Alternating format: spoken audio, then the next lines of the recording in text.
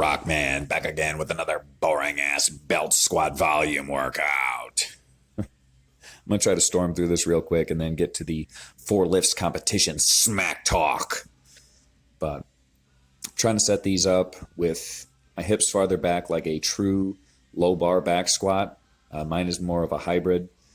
So this just makes more sense to me. It keeps the cable path, bar path, whatever you want to call it, straighter. So you're not fighting against the machine. It's more efficient, so I can generate more power out of the bottom. It's more explosive. And since that's what I'm trying to develop, in addition to controlling the hip shift at the bottom and the dead stop, that's really in line with my goals. Generating that power from the dead stop without getting a hip shift. So seemed to work really well today. 5 pounds heavier than last week. 4 sets of 8. Didn't die, so that's positive. Not going to get the kind of glute activation that I was hoping for from these. And that makes sense because there is no axial loading like you get with a back squat. So I'm going to have to get that from my accessory exercise, which I chose deadlifts again this week and decided to go with 315 since it was easier to load.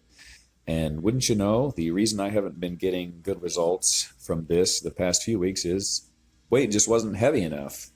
So 315 seems to be heavy enough. 3 sets of 10 did the trick. And then 3 sets of 10 on the step-ups too. Did them with a kettlebell in the hand opposite the leg I was stepping up with. Grooved real well. Get my core activation going. And I got a crazy quad pump from these. I'm going to throw a little clip in at the end of the training footage. All right, enough of the boring shit. It's time to get on to the four lifts competition smack talk.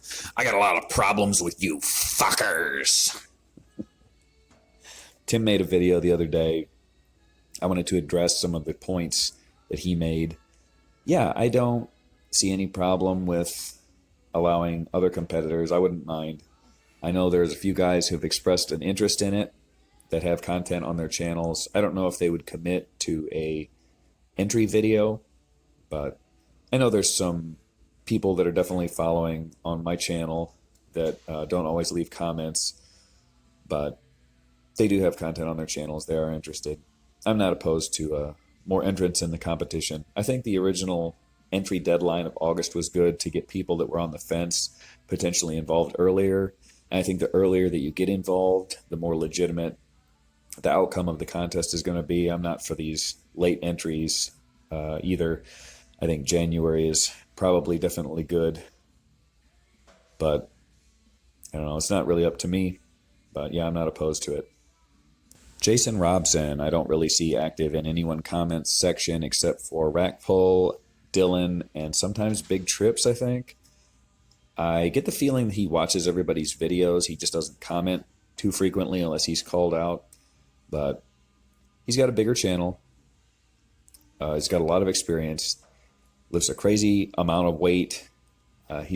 All of his philosophies with lifting seem to be right in line with other top lifters that I follow. And yeah, I would be interested in hearing some of his opinions on the lifts and the competitors, and not just that bullshit back and forth that he does with Dr. Rackpole about Great Britain or whatever, but actual positive criticisms of some of these guys. And it would give the competition a little bit more exposure too, since his channel is bigger and he's a crazy strong individual.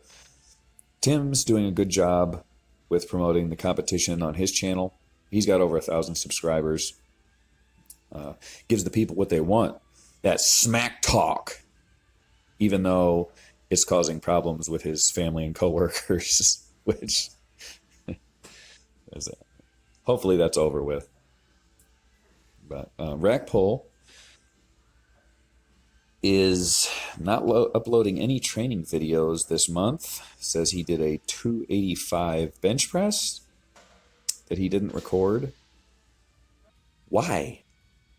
That's 25 more pounds. It seems like just should have hit the record button on that one, buddy.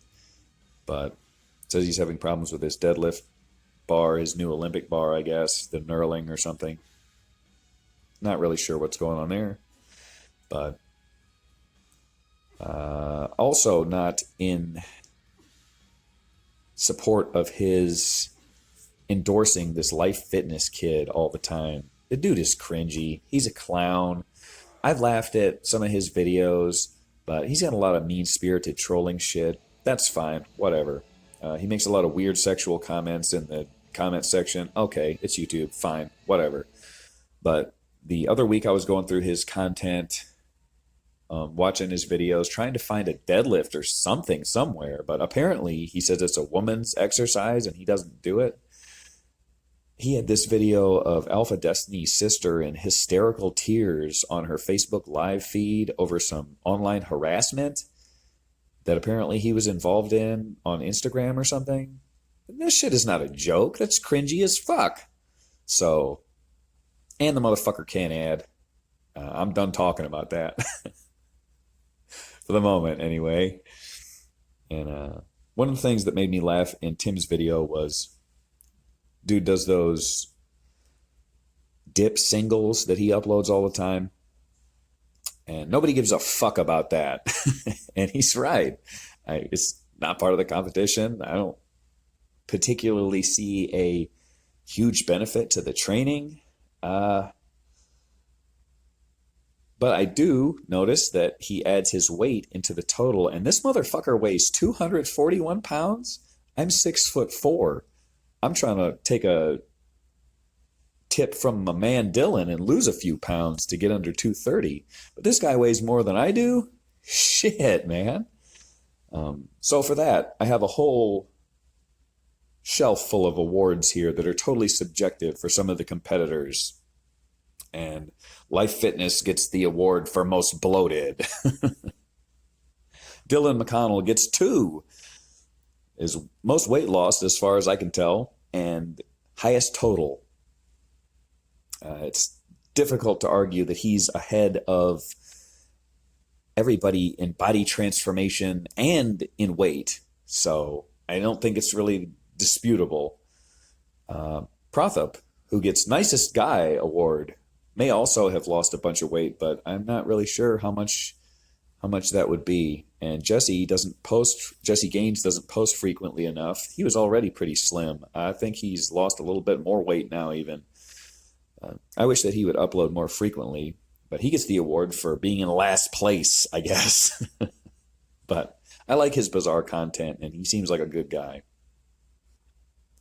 The other Jesse the Honolulu Horror Wysong, he gets the award for heaviest bench press to body weight ratio. I think this dude only weighs 171 pounds, and I get the feeling like he's got a 315-pound bench press he's going to upload at the end of the month. I wish we could see more of his uploads, but I think because of his training schedule, it's pretty dark outside. So, but best bench press overall, and this is a hard one to decide, but I think that it has to go to Big Trips, because that close grip bench press that he put out was explosive, and all of the movements that he does are powerful, and I respect that he keeps his form super strict. So Squat Master is probably going to get the award for most improved. We don't know how much, but I have a feeling that his weights are starting to take off a little bit. So I'm interested to see his end of the month video.